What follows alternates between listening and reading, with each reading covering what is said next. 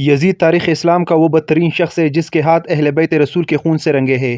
اس کی سیاہ شخصیت اور کارنامے اسے فرعون، نمرود اور قارون کے صف میں کھڑا کر دیتا ہے، جس کا انجام آخرت میں بھیانک ترین اور باعث عبرت ہوگا۔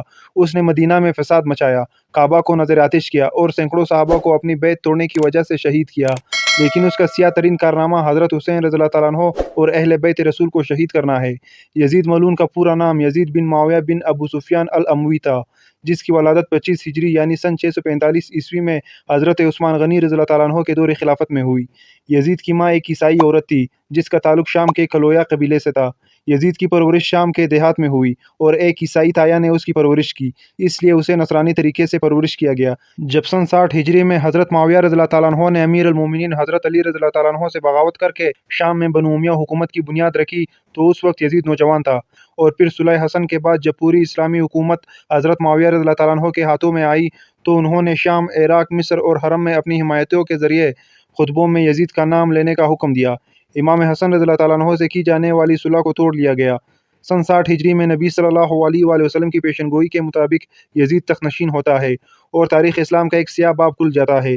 کچھ اصحاب رسول یزید کی بیعت سے انکار کر دیتے ہیں، جس میں اس وقت کے سب سے افضل شخص نواسۂ رسول حضرت حسین ابن علی بھی شامل تھے، جس بات کی بہت زیادہ اندیشہ تھا کہ کہیں اسلامی حکومت کے اندر بغاوت نہ پھوٹ پڑے اور لوگ حضرت حسین ابن علی کو اپنا رہنما بنا کر خروج نہ کر دے۔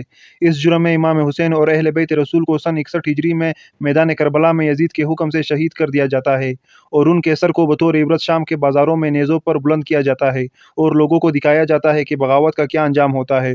یزید کی ذاتی زندگی مورخین نے فحاشی، برائی، خباثت اور سرکشی سے بھرا ہوا لکھا ہے۔ امام طبری نے نقل کیا ہے کہ صحابی رسول حضرت عبداللہ ابن حنظلہ رضی اللہ تعالیٰ عنہ اور اصحاب کی ایک جماعت نے جب یزید کے متعلق معلومات کی اور اس کے دربار پہنچے تو اسے ایک سرکش حاکم پایا، لہٰذا حضرت عبداللہ ابن حنظلہ رضی اللہ تعالیٰ عنہ کہتے ہیں کہ خدا کی قسم ہم یزید کے دربار سے اس حال میں باہر نکلے کہ ہمیں آسمان سے پتھر برسنے کا خوف تھا۔ وہ ایک بے دین، شراب خور، موسیقار کا چاہنے والا، کتوں اور بندروں سے کھیلنے والا اور زنا کرنے والا شخص تھا۔ علامہ مسعودی لکھتے ہیں کہ یزید کی زندگی فرعون کی مثال تھی۔ شہادت حسین کے بعد بھی یزید ملعون نے لوگوں پر بہت ظلم کیے۔ جب مدینہ والوں نے اس کی بیعت توڑی تو اس نے شامی لشکر کو مدینہ بھیجا اور مدینہ کو 3 دنوں کے لیے سپاہیوں پر حلال کر دیا۔ ان 3 دنوں میں سپاہیوں نے مدینہ والوں پر مسلسل ظلم کیے، صحابہ کرام کو قتل کیا، لوگوں کے مال لوٹے، عورتوں کے ساتھ زنا کیا اور مسجد نبوی میں اپنے گھوڑے باندھے۔ پھر 63 ہجری کے آخر میں جب حضرت عبداللہ بن زبیر رضی اللہ تعالیٰ عنہ نے مکہ میں اپنی عمارت قائم کر لی تو یزید کے حکم سے شامی فوج نے مکہ پر چڑھائی کر دی، حرم میں منجنیقے پھینکے جس سے کعبہ میں آگ لگ گئی، بیت اللہ کی ایک دیوار بھی شہید ہو گئی۔ بقول اسیران کربلا یزید کی حکومت کی اب گنتی کے چند دن رہ گئے تھے اور قریب ہی وہ دنیا اور آخرت میں تباہ و برباد ہونے والا تھا۔ یزید کے موت کے متعلق مورخین کے الگ الگ اقوال اور روایت ملتے ہیں، جس میں سے زیادہ صحیح قول یہ ہے کہ شہادت حسین اور ہرا کے واقعے کے بعد جب یزید اپنے جشن اور تکبر میں مست تھا اس وقت اس نے مکہ پر حملہ کرنے کا حکم جاری کیا۔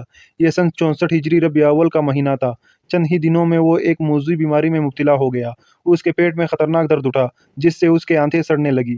دمشق کے بڑے بڑے طبیب کو بلایا گیا لیکن وہ اس بیماری سے یزید کو شفایاب کرنے میں ناکام ہو جاتے تھے، کیونکہ یہ اللہ کی طرف سے قہر تھا جو اسے قبر تک لے جانے والی تھی۔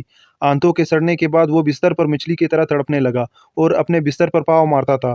وہ رات بھر درد کے مارے چیختا اور اپنی تکلیف کی شدت سے جب وہ چیخ مارتا تو خنزیر کی طرح آواز نکلتی۔ اگر پانی پیتا تو حلق میں جا کر چوری چلنے جیسی تکلیف محسوس کرتا اور نہ پیتا تو سینے میں آگ لگ جانے والی جلن محسوس کرتا۔